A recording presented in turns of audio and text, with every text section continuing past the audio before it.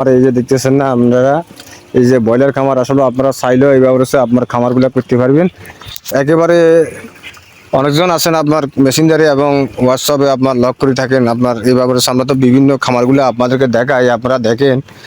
আসলে আপনারা যদি খামার অনেকজনে করতে চান, অবশ্যই একদম আপনার যে কোনো ফজেট বা পুকুরের ভিতরে আপনারা খামারটা করলে ধরেন না এক গুল্লিতে ধরেন না দুইটা শিকার হয়ে যায়। যেমন মনে করেন আপনার নিচে মাছের শ্বাস উপরে মুরগির শ্বাস, তাহলে আপনার অন্তত একটা খাদ্য দিয়ে আমার দুইটা জিনিস আপনার হালা হয়ে যায়। যেমন আপনার মাছের যে খাদ্যটা আপনি বহন করতেন বা দিচ্ছেন, ওই খাদ্যটা আর আপনার দেওয়া লাগে না। যেমন আপনার 100 মর্গে আপনার 4 বস্তা খাদ্য লাগে, তাহলে আপনি চিন্তা করেন 4 বস্তা খাদ্য হচ্ছে আপনার 200 কেজি। 200 কেজি আপনার ফানিশো আপনার এটা 400 কেজি হয়ে যায়। এগুলো আমরা নিচে পড়লে মাছে খায়। এই যে আমি ভিডিওর মাধ্যমে দেখা দিচ্ছি, আপনার দেখতেছেন মাছে খায়, মাছগুলো বড় হয় আপনার দেখা গেছে খাদ্যটা তেমন একটা লাগে না মর্গের। এই জন্য মাছের ওই মুরগির যে লিডারটা পরে নিচে এটা দিয়ে আপনার মাছের খাদ্যটা হয়ে যায়।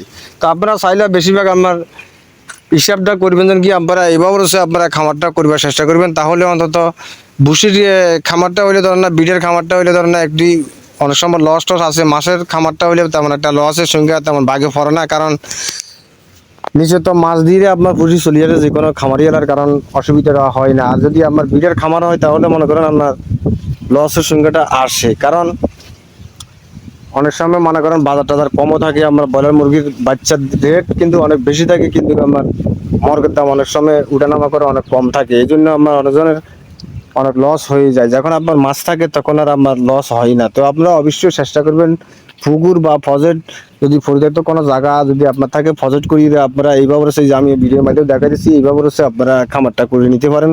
তাহলে আপনার একদিকে দুইটা জিনিস হয়ে যায়। কারণ আমরা তো এলাম বাঙালিরা মাছে ভাতে বাঙালি, আপনারা তো জানেন।